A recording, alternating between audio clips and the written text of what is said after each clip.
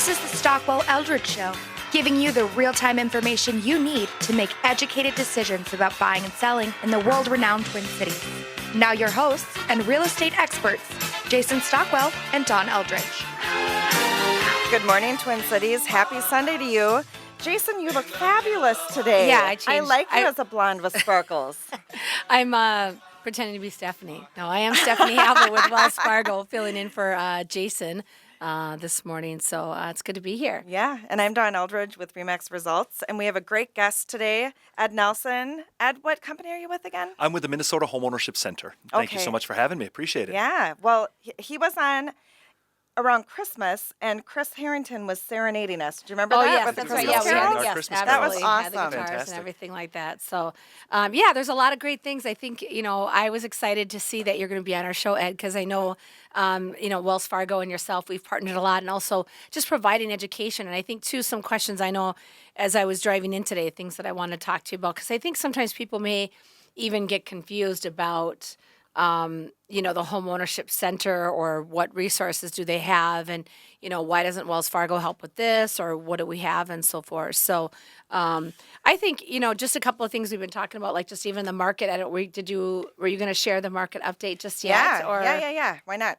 So new listings increased 2.3%, which is great. This is for the Twin Cities region. So now there's 2102 new listings that came on. Pending sales decreased, of course, to 1442.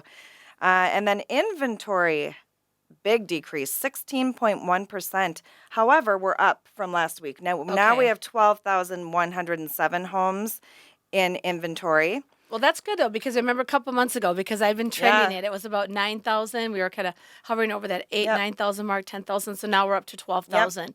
Well, and I noticed personally, too, it got very quiet, of course, around graduation time. And I'm like, why is it quiet? Well, everyone's at the graduation parties. And now I've got clients that are ready to buy again, and they're moving forward with their listings. Got some great listings coming up in Linden Hills. Yeah, we have seen a little bit of a slowdown, too, in our market as well. Just in the past couple of weeks. I mean, April and May was really strong with pre-approvals and so forth. So, yeah, that's interesting. I mean, how something just like that could maybe, even impact market, or maybe people's just thought process as far as, like, applying and getting going and so forth. But I think even new construction, yesterday I was at the BATSI Bash, the Builders Association of Twin Cities. And where was that? At the BATSI headquarters over in Roseville. So, cool. So they invite, everybody that's a member of the Builders Association. So it was really fun talking with all the builders and people in the trades, new construction. These are people that put in the audio visual, the fireplaces, the carpeting, the lighting, everybody associated with building and trades in the Twin Cities. So it was really good there's a lot of feedback from them as well, saying, they're busy. They are really busy, and new construction really is where it's going, because so many people are not finding the houses and the inventory is not there. So they're certainly excited about that, to have the new construction and so forth. So, but rates still continue to be very, competitive. And, sometimes you hear about things, the Fed's raising the fund rate, or, interest rates are going to continue to rise. And a couple of weeks ago, I think you were gone, but we had David Arbit from the Minneapolis Association of Realtors. And, great data, and, and just talking about, on average, where rates are. I mean, people, we've all been around for a while. We're buying houses in still in 9-10% range. So if you have an interest rate below 5%, it's still a really good time to buy. So, Ed, do you experience slowdowns with the market as well, or is your business pretty steady? It tends to be steady. There are always ups and downs. In the middle of winter, people really aren't focused on buying a house in Minnesota. Y'all are fully aware of that.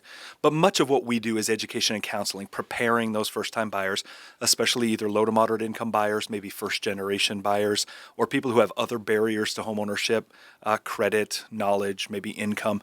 So for the vast majority of our clients, they've got a long road to get themselves ready for homeownership. So that can take 6 months, 8 months, 12 months, a year, or year and a half or longer, so that we don't really see as much cyclical as you all see in the industry. The day after the Super Bowl, all of a sudden your phones are ringing off the hook. For us, it's fairly constant, because most of our clients do take some time to get into homeownership. But I appreciate you letting me be on again after our little Christmas. No carols. We won't sing today. But Well, you just can to, sing if you want to, but you don't, no, you don't want that. But just to remind people that there are helps and assistance out there. And Stephanie, I do say, I've said this every time I've been on with you all. We have a fantastic partnership with Wells Fargo, and this dates back, decades now. They were actually one of the first organizations to fund the Minnesota Homeownership Center in our creation, in our genesis. Wow. So we've got a great relationship with them. But just to remind people that there are programs and products that are out there if they're facing issues getting into homeownership, or maybe they're not even sure if it's right for them or not, and they're just a little afraid. We see a lot of clients now, especially that were foreclosed on during the crisis. So people who may have lost their home in 07, 08, 09, 10, and are now, financially they're back to where they were, or at least in the process, and they'd just like to learn how to do it right this time, make sure that they don't get taken advantage of, make sure that, that they're eyes wide open throughout the whole process. And that's what we do. We also do, we oversee the statewide network of these organizations that work one-on-one with consumers and do lots of new and fun, innovative things for consumers as well. One of the things that we're seeing quite a bit of, I'm sure you see this, Stephanie, in your line of work, that the number one barrier to home ownership for the vast majority of clients is credit issues. Right. Yep. And if they could just get that up 75 points, 100 points, they'd suddenly be able to qualify for a much better mortgage.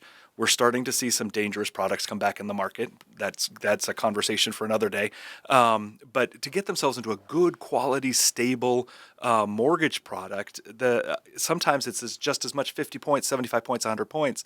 Consumers can come to the Minnesota Homeownership Center, and we will work with them to get them to a point of successful homeownership, help them find down payment or entry cost assistance that they may need. There's a lot of new and fun programs. Fun, I'm such a housing geek, that this is all fun for me. It is, though. Yeah. The products, for example, matched savings products, meaning that the consumer themselves puts down a certain amount of money, and those savings are matched, sometimes 2 times, sometimes 3 times as much as they save on their own, Wow. in order to build up savings for home ownership or for business development if they want to start a small business or to pay for schooling and things like that. There's income guidelines and income barriers, but there's more and more of those products available. There's also more and more innovative credit builder programs that are out there that can fairly quickly build someone's credit. We have a lot of consumers who work with us who come into our network, and it's not that they've got bad credit. They just might not have any credit at all. If they're new to the country, immigrant families, it's not that they've got bad credit. They've just maintained themselves. They've kept themselves out of the banking system. And so there are programs that can very quickly, it's a whole lot easier. I'm sure you know this, Stephanie. It's a whole lot easier to build good credit than it is to fix bad credit. Well, and I think, Yeah. you bring up a good point, and we talk to people about that all the time, and people say, well, you're pressuring me. I don't want to get credit. Why shouldn't I be able to buy a house or cash and so forth? So Wells Fargo does have programs for non-traditional credit.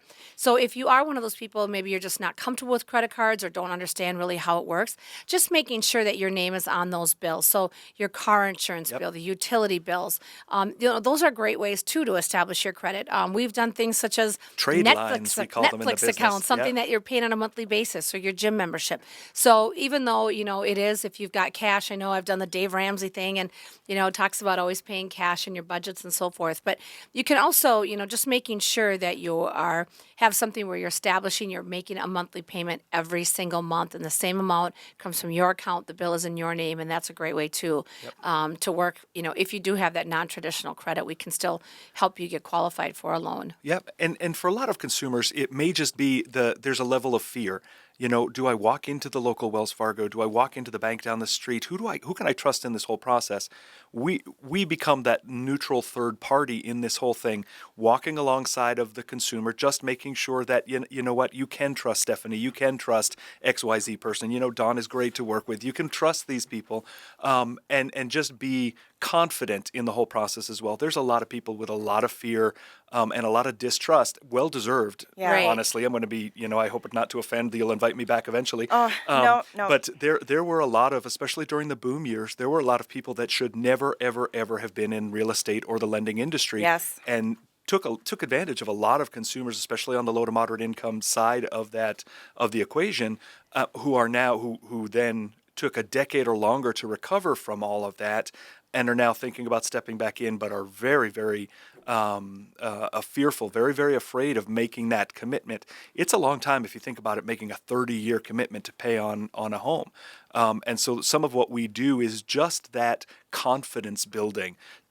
We teach start to finish everything that's involved in purchasing a home. We make sure people have access to any down payment programs they might need.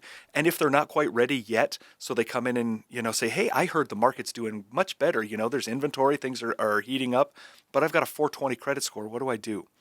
That we become that resource for people like Stephanie. We become the resource for you, Don, so that we prepare your buyers for successful, sustainable, long-term home ownership. We don't sell, we don't broker, we don't sell houses, we don't sell mortgages. All we do is information. Well, and that was going to be my question too. So you're not. You are a nonprofit organization. You're not run by the government, so to speak. No, we're not government. We do receive government funding. Right. Put our cards on the table there. About half of our funding comes somewhere in the government, whether that be HUD at the national level, counties, municipalities, state organizations. Minnesota Housing supports the work that we do. The other half of our funding comes from private philanthropic organizations, Wells Fargo Housing Foundation, and others. I always joke when I'm doing this kind of thing. That's like, if you've ever watched public television, today is broadcasting brought to you by.